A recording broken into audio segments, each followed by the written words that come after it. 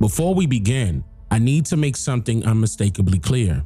This conversation is not about God. It is not about belief. It is not about prayer. It is not about faith. Faith is personal. God is not an institution. God is not a budget. God is not a business meeting. So if anyone feels the urge to label this conversation anti-God, I want you to pause right here, because questioning institutions is not the same thing as questioning God. If you are a believer, you belong here. If you are a free thinker, you belong here. If you are conflicted, skeptical, hopeful, or disappointed, you belong here. Today, we're not examining faith. We're examining structure. We're examining money. We're examining accountability. And those questions do not become sinful just because they involve church. And that separation between faith and business is necessary to understand what comes next.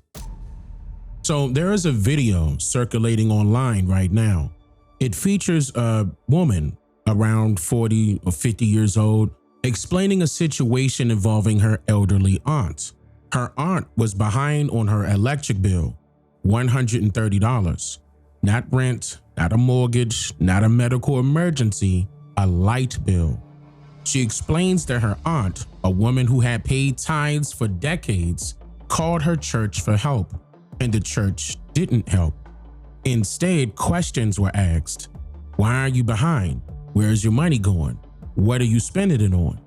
And in that moment, the conversation shifted, because that interaction didn't feel like faith. It felt like policy. So before we go any further, listen carefully to the clip. Not for tone, not for emotion, not for delivery. Listen for what it reveals. So y'all, let me tell y'all what happened. So my auntie gonna call me saying that she needed $133 to pay her light bill. So she called the church, and the church told her that they needed to figure out why she was behind on her bills, where was her money. They needed to add up her bills and yada yada yada, and what she's spending her money on, this and that. I said, do what? She said, yeah. She said, so I just said, Lord, I'll let the Lord deal with it. But baby king, so I went on over there and we went and paid a light bill. But in the process, I said, T, I said, can we call your pastor, your deacon, or whoever? She said, well, we could go by there. It's right up the street. They over there having a meeting. They having a business meeting. I said, right on time, because we here for business. So when we got there, she said, baby, don't go in there talking bad in front of the church house. Now, don't you go in there. I said, I ain't going to say nothing bad. I said, but everything I'm going to say, I said, it's going to be facts. So I went in there. I said, hey, I said, how y'all doing? I said, thank God, you know, whatever. And everybody get up. Hey, Sister Danye, long time, whatever. I said, listen, I said, I wanted to ask y'all a question. I said, not that she didn't get it paid. I said, because she did.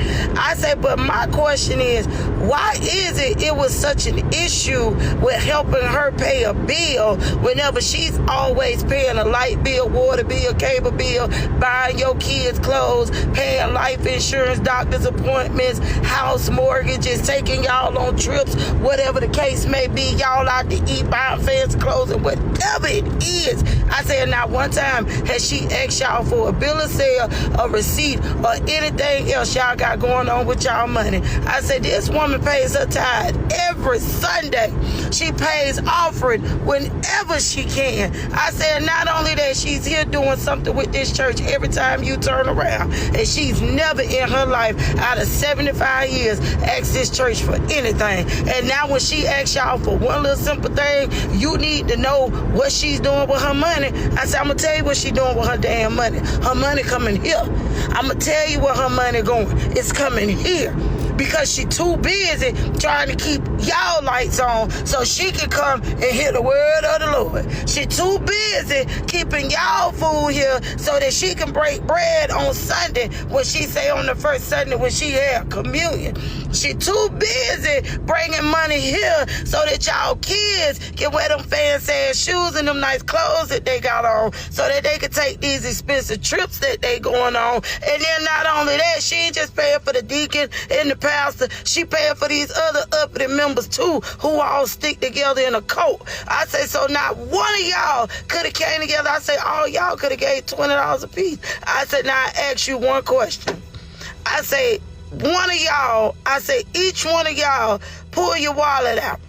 I said, when you pull your wallet out, I want you to grab everything that's in your wallet. I said, now guarantee you, I said, if I'm wrong, Lord knows, I pay all y'all light bill for the month. I say, but I guarantee you, y'all got enough money in here to pay her light bill for this month, next month, take her grocery shopping, buy her a coat, buy her a pair of shoes, and maybe even put a down payment on a damn vehicle so that she could get to the place to pay her light bill. I say, it's real sad that y'all to break her doors down. I said, if she was sick at home right now, you would send somebody to go take up her tithes.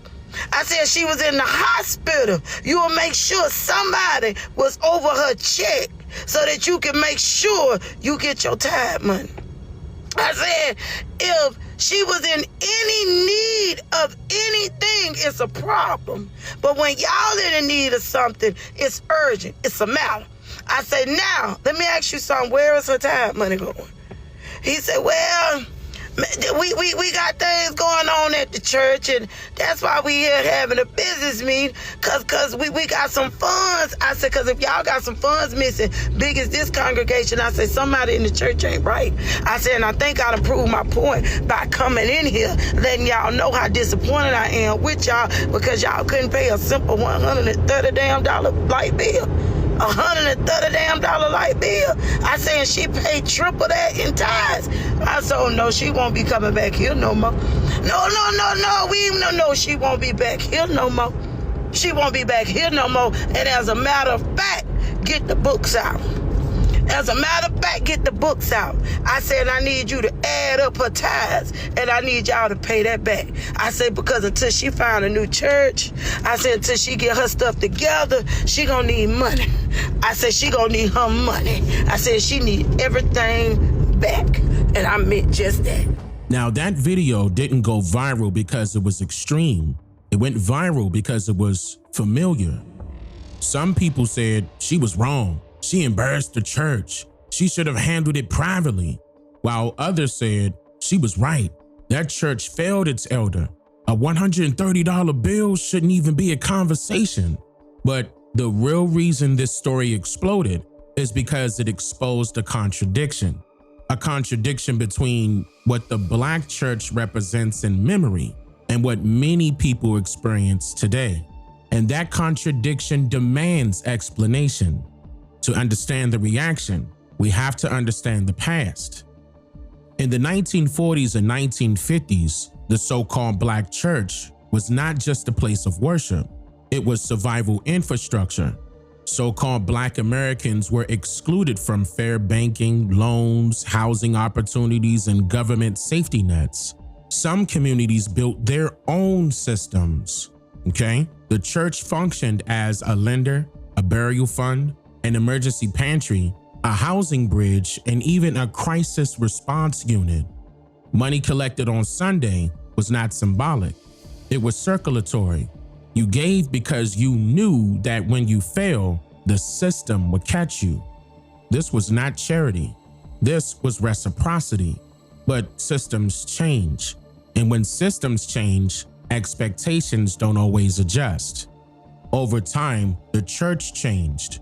Not overnight, not maliciously, well, depending on who you ask, but structurally. Churches grew larger, budgets expanded, legal liability increased, administrative layers formed, and slowly the church shifted from mutual aid to organizational preservation. Now, preservation requires rules. Rules require distance. Distance creates disconnect.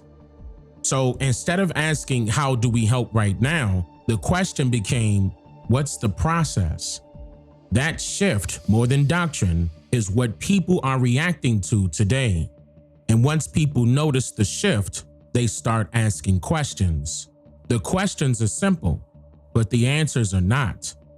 How many Black American churches are in the United States? How much money do they make every year? Are they 501c3s? And are they paying any taxes at all? These questions are not attacks. They are requests for clarity from communities that fund these institutions. So let's answer them. Honestly, there is no perfect count. Churches are not categorized nationally by the race of their pastor. So those estimates you see rely on historically Black denominations, congregation counts, and survey definitions of Black congregations. When you total major historically Black denominations, you already reached tens of thousands of congregations.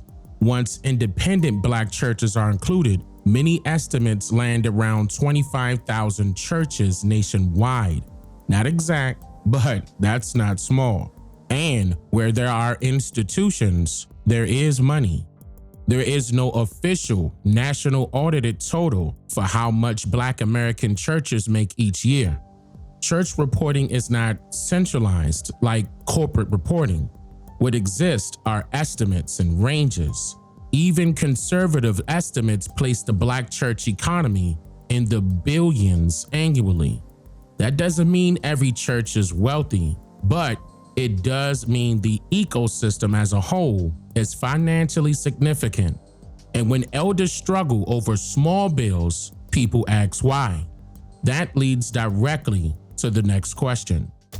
Most churches operate as tax-exempt religious organizations. They are generally treated with nonprofit framework. However, churches are treated differently from many nonprofits, especially in public reporting requirements. Churches are often exempt from federal income tax on tithes and offerings, but tax exempt does not mean accountability exempt. Certain activities can still create tax obligations, but the issue isn't taxation. The issue is visibility. And when visibility is limited, trust erodes. Yeah, the Black church has done real good. It fed families, educated children, organized movements, and preserved culture. But many people asking these questions were raised in the church. Their grandparents built those churches. So when elders feel dismissed, it feels like betrayal. Not by God, by structure. And that's where accountability enters. Accountability is not an attack. Accountability does not mean shaming pastors, mocking beliefs, or destroying institutions. No. Accountability means transparency, reciprocity, clear priorities, and mutual responsibility. It means the elders are not interrogated for asking for help. It means communities understand how resources are used. And accountability connects directly to economics. Faith does not solve poverty. Prayer does not create jobs. Tithing does not replace strategy. If money leaves the community every week without structured reinvestment, poverty becomes cyclical. Giving without strategy is incomplete. Church can be a part of the solution, but it cannot be the entire plan. Which brings us back to the $130 bill. That story resonated because it exposed a gap between symbolism and reality. Some say the woman was wrong. Some say she was right. But no one can deny why people listened, because people are noticing the shift and they're done pretending. This conversation is not anti-God. It is anti-confusion. You can believe and still question institutions. You can have faith and still demand accountability. The woman in that video challenged structure, and in most cases, that's how progress begins. I'm Dane Calloway, and I'm just here to make you think. I'm just here to make you think. Slow down. Yeah.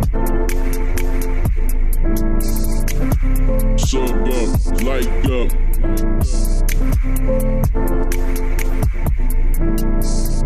Yeah.